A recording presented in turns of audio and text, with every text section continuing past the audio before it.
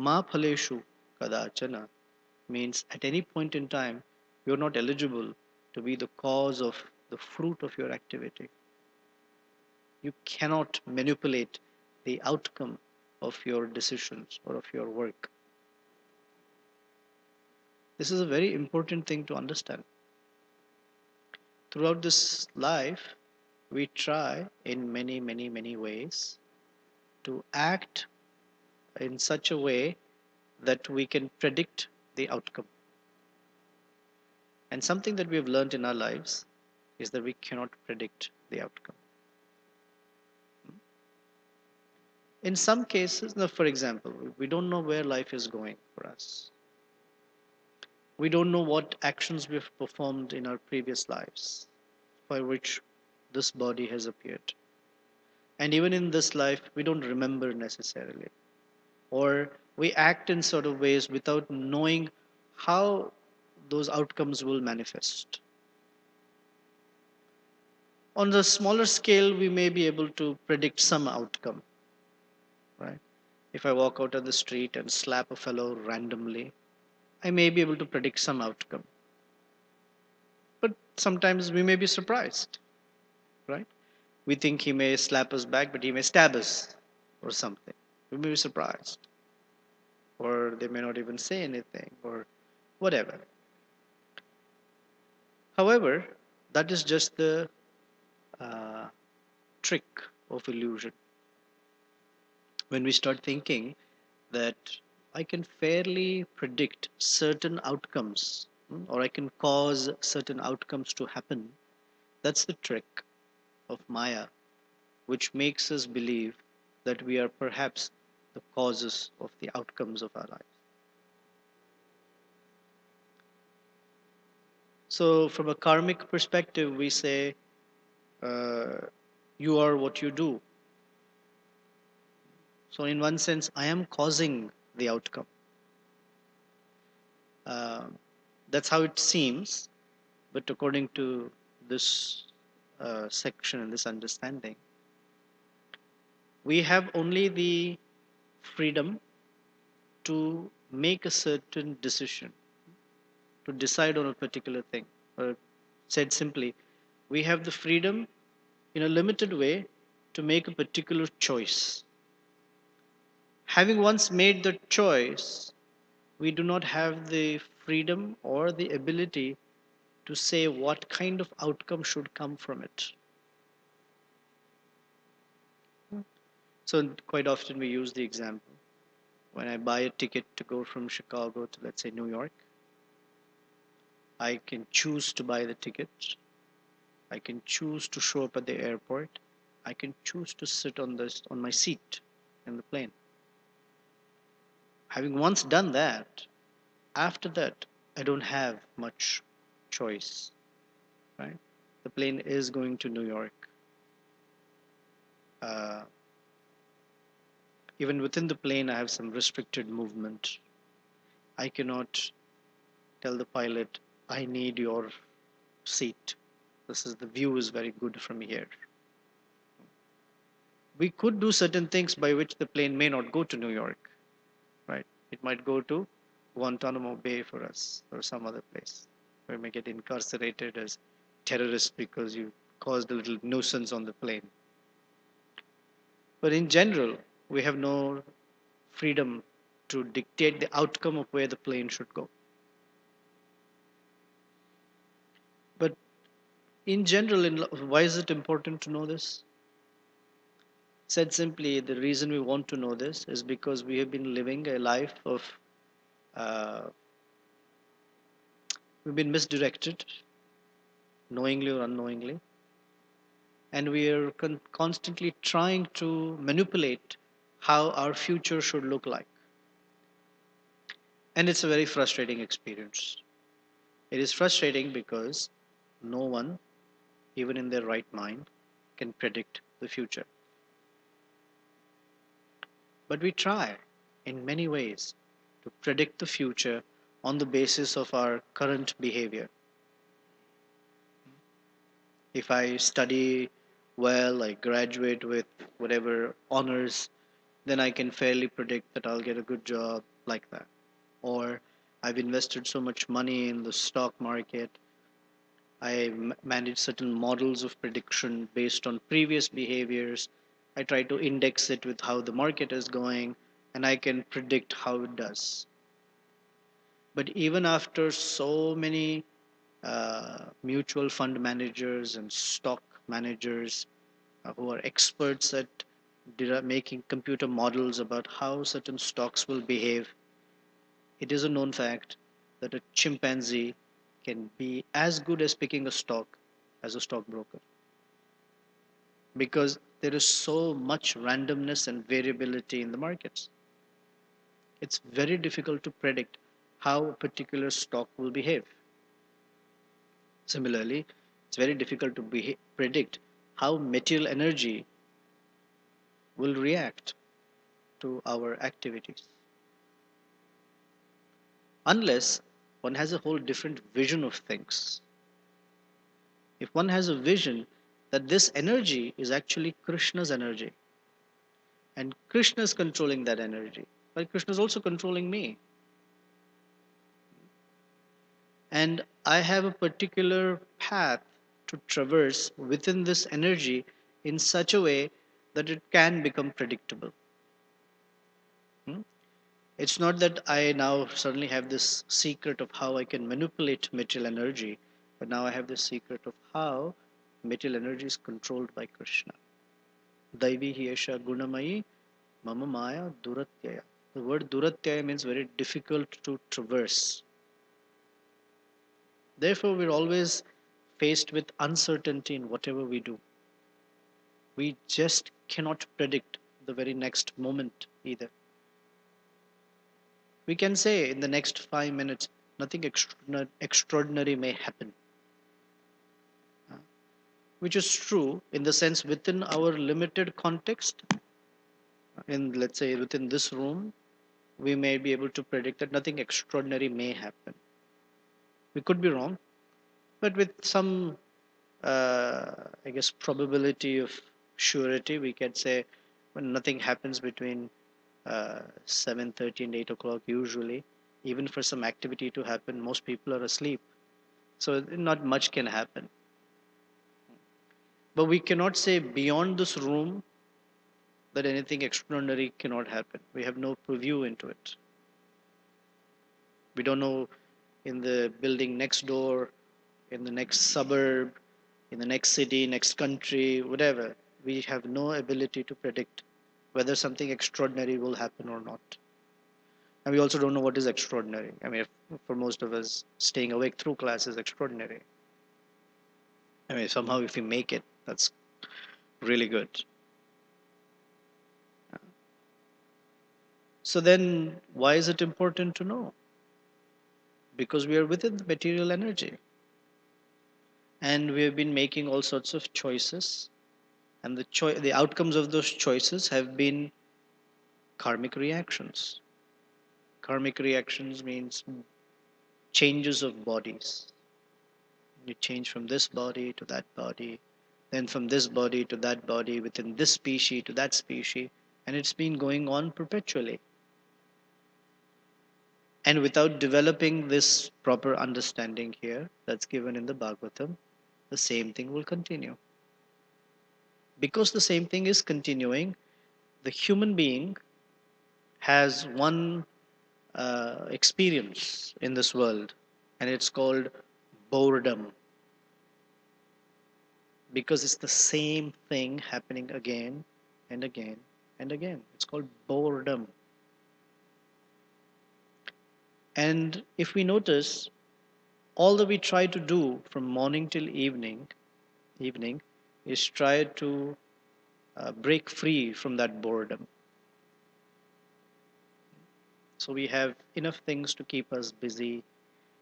We have to post on Facebook every 30 seconds, just so that, or we have to keep checking if someone else has posted anything interesting like that, just to break away from boredom, because it is so repetitive. Material life. Now, interestingly, spiritual life is also repetitive. At least that's what we're doing, right? We're practicing. Practice means repetition. Without repeating, you cannot practice. So it's the same thing again and again. That is in the stage of practice. But in the stage of what we call perfection, the activities don't seem repetitive anymore because one goes beyond the mechanical execution of things into the experience of relationship with Krishna. So then there's no sense of repetition. At a lower level, uh, the animals don't get bored. Also, they do the same things. Ahara nitra bhayamaithunam cha. We don't find the lions sitting together and saying, "Man, I'm bored. What would you like to do?" I don't know. What would you like to do? Let's go run about for some. There's no such thing because they don't have the sense of boredom or the idea of repetition. It's their nature to be like that. On the other side of the continuum, in repeated activity or in repetitive activities, there is no boredom because there is taste of relationship with Krishna. In between is this sadhana stage where there's a little mechanical experience. Oh man, the same thing again. I have to get up again for Mangalarati, chant the same rounds again. Same 16. Can it be 4 today, 2 tomorrow, maybe once in a while 16? No, it's the same thing again and again and again. And it becomes boring if it does not have the ultimate purpose behind it. If we know the purpose, then it's not boring. There is something to anticipate within it. So it's important we understand that Krishna is the source of the living entity, who we are, and the material energy. And all that we see is the energies interacting with each other. Purusha prakriti sthohi, bhunkte prakriti jan gunan. This Purusha, who is the living entity, of course, in the scriptures, Purusha has different connotations, just as Atma has different connotations. Krishna is called Parama Purusha, to distinguish Krishna from any one of us as the living entity. And when it is very clear in context, Krishna is also called Purusha. But in Bhagavad Gita, Krishna says Purusha Prakriti Stha. That means the living entity, who's the enjoyer, is situated in the material energy. Bhunkte, he enjoys. Prakriti Jan, things that are born out of material energy. And this whole feeling that I am creating something, I am making something happen. He says, Jan Gunan, this is the modes of nature that actually are at play, and I believe, oh, I am making it happen. Karanam Gunasangasya. And Gunasanga is when we become attached to how the modes of nature are playing out uh, because we want to experience enjoyment, bhunkte. But the outcome is sad asad yoni janmasu. The only thing that comes from it is birth in different kinds of species. It is meant, the verse is described so the person who's studying this verse can understand that we as the enjoyers really do not have any jurisdiction over material energy, but we are constantly trying to manipulate it for our enjoyment. This is that illusion. Oh, yeah, yes, we can. We can try, and sometimes it works. So we feel we are controllers of material energy. In fact, there are persons who become controllers of large groups of people, even nations. Still, they're under control of the material energy by the process of birth and death, old age and disease. So the demigods are praying that we are approaching Lord Vishnu, who is the cause of us, the living entities, and the cause of the material energy, and he himself is situated beyond these. In that sense, he is transcendental. He's transcendental, and therefore he appears within different species as incarnations at will. Swamayaya. Uh, and he appears among the devas as Vamana, among the rishis as Parashurama. Tiryan, the word Tiryan means four-legged. Tirya means four. Tiryan, among the four-legged, as Nrsingadev and Varahadev. Nrishu, within the human beings. Uh, as Lord Sri Krishna, Lord Ramachandra. And it says Nitya Eva, again and again, constantly, eternally. Kritavatara Tanubhi Swamayaya. The reason is Swamayaya is he can appear in any species, in any circumstance at will. We don't have that. We don't appear in this human species at will. We are forced by the laws of nature. We can't choose what eye color we would like. We cannot choose what skin color we want. We cannot choose our parents. We cannot choose uh, our neighbors. We cannot choose beyond the choice that I already made in my previous life of behaving in a certain way by which I get this body. That choice I have. How I get it or what I get is not within my choice. Unless I know the path to move out of this material energy. That's through Bhakti Yoga. So he says, Kritvatmasat Pati, Pati means protects. The reason Krishna appears in the different avatars is to protect his devotees. Paritranaya sadhunam. Paritranaya is to give his association, to purify further. So it's not just avatars that come on a scheduled basis, but even in the life of any one of us as practicing devotees or a devotee who calls out to Krishna, Krishna appears.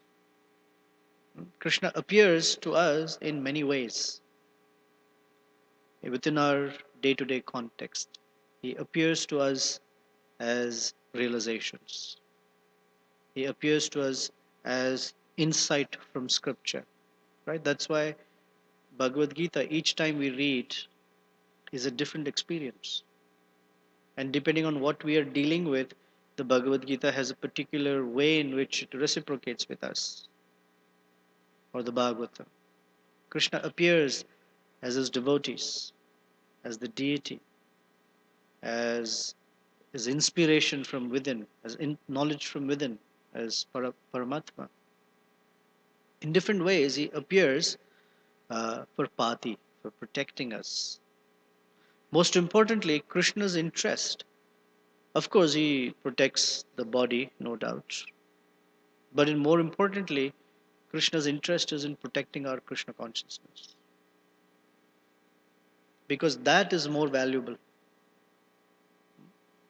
If you have Krishna consciousness, or we say if we're developing our love for Krishna, Krishna will always preserve that. And if we are lacking in it, he will bring to us what is necessary. Because he also likes to interact in a reciprocal sort of way. And then he says, the demigods say, Tameva Devam Vayam Atma Daivatam. Before we get there, in Pati, where he says Pati Yuge Yuge, the Srimad Bhagavatam has one verse which is considered the Paribhasa Sutra, or the pivotal verse on which the entire Bhagavatam is resting. And that is Ete Chamsha Kalapumsa Krishnastu Bhagavan Swayam. Indrari Vyakulam Lokam Mridayanti Yuge Yuge. Uh, that Krishna is the fountainhead of all incarnations. Etecha. So the list that is given before that verse, there's a list of avatars given, 25. And the conclusion is all of these incarnations are but or portions of plenary portions of Krishna. Krishna is the original supreme personality of Godhead. And he appears within this material world in a varieties of incarnations again and again, millennium after millennium, simply to protect Indra or the demigods from Indra Ari, all the enemies of Indra. Indrari Vyakulam Lokam. Indrari Vyakulam, the word Vyakula means uh, eagerly anticipating or very eager for or in eagerly waiting in anxiety. Lokam is this material world. So there are many forces that obstruct the living entity from fully experiencing the mercy of Krishna. So Krishna comes again and again to relieve us of that distress. Because without Krishna's intervention, those distresses cannot be relieved.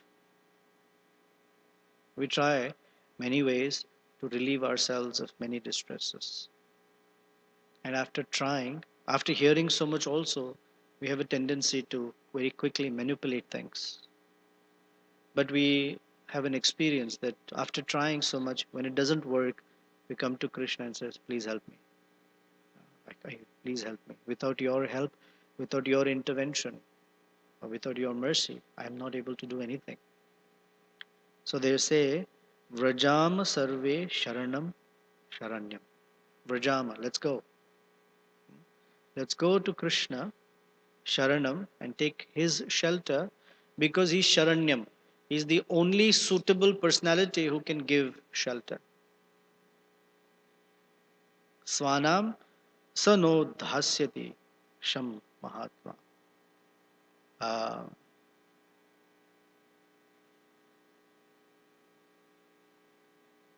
Swanam means unto his devotees. Krishna is also very eager. Yesterday we were hearing that Vatsalya feature of Krishna is an overriding feature. That Krishna's Vatsalya is of such strength. Vatsalya means the loving propensity to take care of his devotees is so strong that it supersedes all other qualities. And similarly, the love that the devotee carries for Krishna is so strong that it can supersede or overpower what is called Krishna's Ichha Shakti. Krishna has Ichha Shakti. That means he has the ability to cause anything to happen by will. Once he thinks this should happen, that is bound to happen. But the devotee's love is stronger than that. And sometimes when Krishna wants something to happen, it doesn't happen. The particular context given is Krishna was one day joking with Rukmini Devi. And he goes through a whole long list of his disqualifications to marry Rukmini. He says, we don't belong to any Varna. There are so many qualified kings. Look at me. I ran away from these great kings and I'm hiding in the ocean because he built Dwaraka in the ocean. I'm hiding in the ocean, etc., etc. He gives a whole long list of things. And his whole intention is to make Rukmini feel a little teased, and then he wants her to become angry at him because he wants to enjoy that. But interestingly enough, Rukmini doesn't become angry. She faints. And Krishna, oh, what happened? I thought I'm going to incite a little anger in you and just tease you. But she behaves in a totally different way. So Krishna's desire to see her angry was not fulfilled, and is described by the acharyas that Rukmini's love is so strong that Krishna's Ichcha Shakti could not work. Of course, then she comes back and says all these beautiful things in response to him. Yes, she says, yes, your Varna is not clear because you don't belong to any of the Varnas. And you're hiding in the ocean. It is also true. Actually, in Vishnu Chakravarti Thakur explains, though you're hiding in the ocean of the devotee's heart, and you're always anxious because you're afraid that your devotee may not stray away from the path of bhakti. So you're always anxious, etc., etc. They're very beautiful descriptions.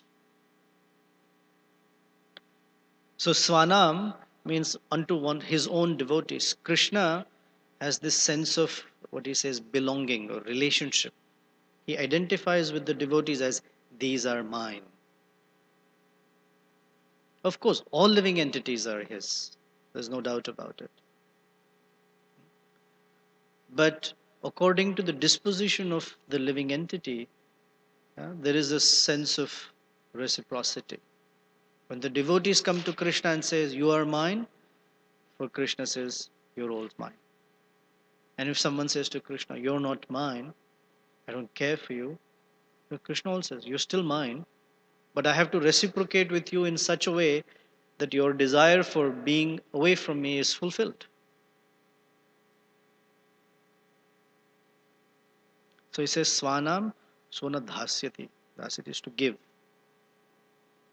He gives uh, Sham. This word Sham means good fortune. The good fortune is the shelter of Krishna. It's not the material goods that we may have. Generally, people think if I get something material, that is good fortune. So, that good fortune has a characteristic, it comes and goes. We have more experience of it going than coming. But the Sham that's being talked about here is the feeling of protection from Krishna. Just this morning, we are hearing Prabhupada speak that uh, he was talking about this verse about dogs, hogs, camels, and asses. And he was describing dog mentality. And he said a dog that does not have a master is always is always in anxiety.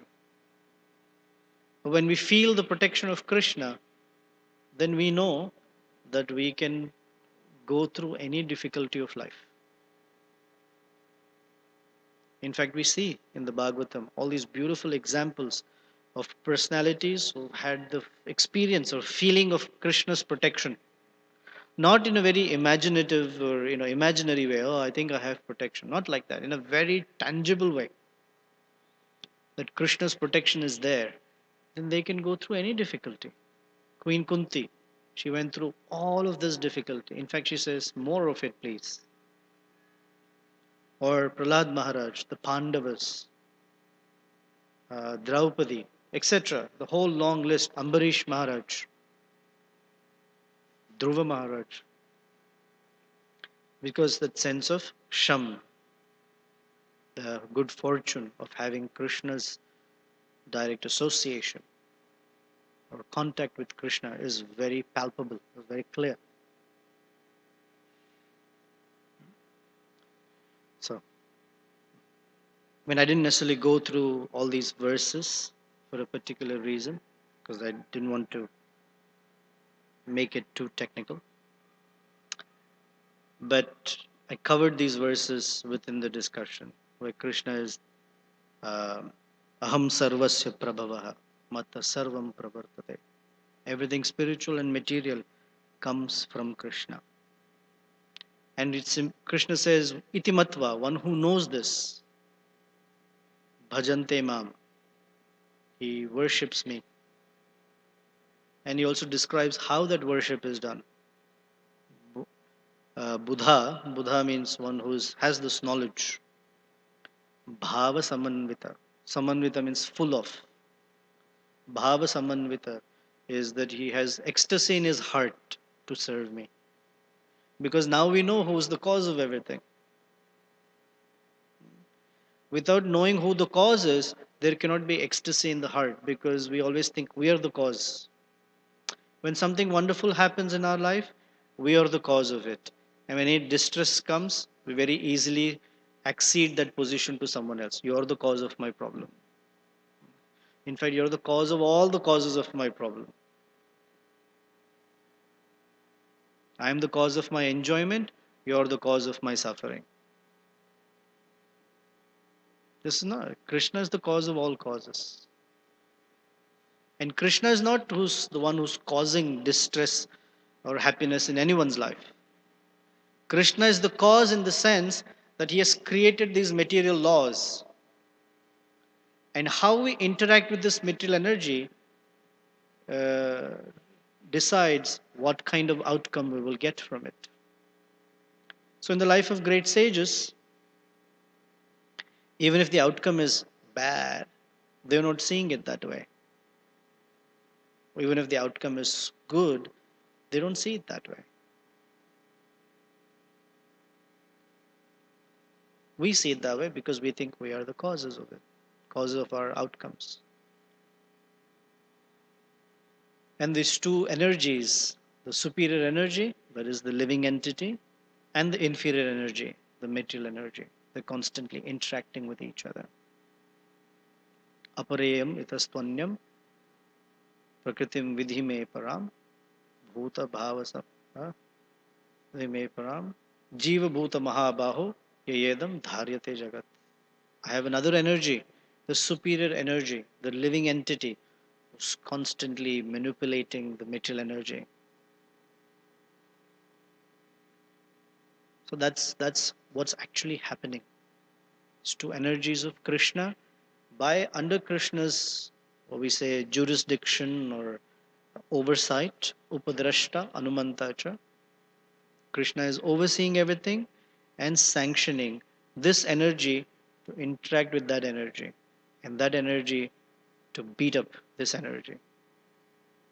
Because that's usually the reaction from the material energy. We get beat up. Krishna is only sanctioning, saying, well, you don't know how to work with fire. Right? We don't blame the fire. Anyone, when cooking in kitchen, got a burn?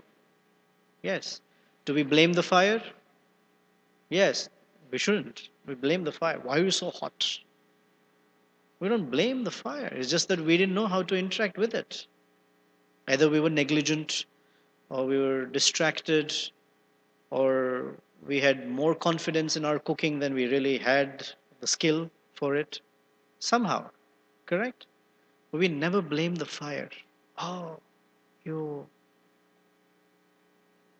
Oh. We always take responsibility. Oh, I didn't notice that it was too hot. Similarly, the living entity interacts with fire like material energy. But the problem is we always blame the energy. It's how we don't know how to interact. And so we are supposed to learn. It's called Jnana Chakshu. Knowledge is supposed to open our eyes to how to work with, how to interact with material energy. And that's what Krishna wants us to learn.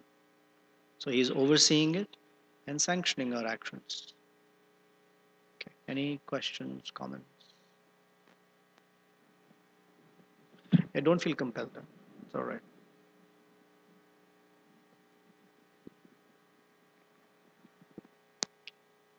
Thank you very much. Srila Prabhupada ki jai, Srimad Bhagavatam ki jai.